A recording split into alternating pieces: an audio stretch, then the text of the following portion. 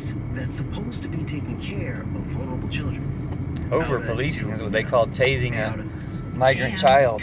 They got it on body camera, reported in June 2021. Can you walk us through what happens in it? It's about 3 p.m. in the afternoon on May 12, 2020, when Sheriff's Deputy Patrick Divers gets out of his cruiser at the Southwest Key Casablanca shelter in San Antonio, Texas. The shelter is funded by the Office of Refugee Resettlement, and just to be clear, this isn't an ICE detention center. It's for children who show up at the border alone. Hi, what about you? Acting really crazy, he's gonna break his stuff, and I mean it's already past the point. He's super aggressive. We can't control him, de-escalate for nothing. Okay. So you guys anger issues? Obviously. Yeah, for sure. From the start, we hear Deputy Divers drawing a conclusion about the child and about his behavior before he even lays eyes on him. Divers and the staffer walk inside the shelter, which looks kind of old and institutional, and the staff member tells Divers something pretty important, almost right away. He speaks Spanish. He speaks Spanish. I don't know if he understands English. This is the first of many times Deputy Divers is told the boy doesn't speak English. Divers and the shelter staffer walk down a hallway. It's crowded with lots of worried-looking staff members wearing surgical masks, some of which are pulled down below their chins. All right.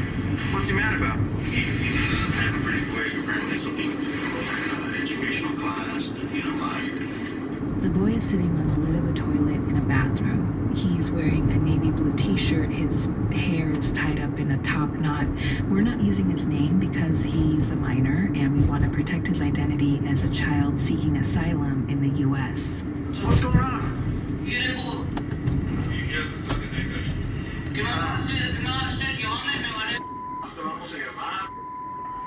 The boy's immediately defensive, and the thing you need to know is that at this point, the boy's been in this shelter for about a week, but he's been in the refugee agency-sponsored shelter system for 9 months and shuffled around between 5 different shelters. You can hear him shouting and cursing and saying, "What are you gonna do to me?" And he's like, "Take me, see if I care." And a staff member answers, "We're not taking you anywhere." The other voice you hear speaking in Spanish to the boy is Ricardo Cisneros. He's the interim shelter director here at the time, and he didn't want to speak to us for this story.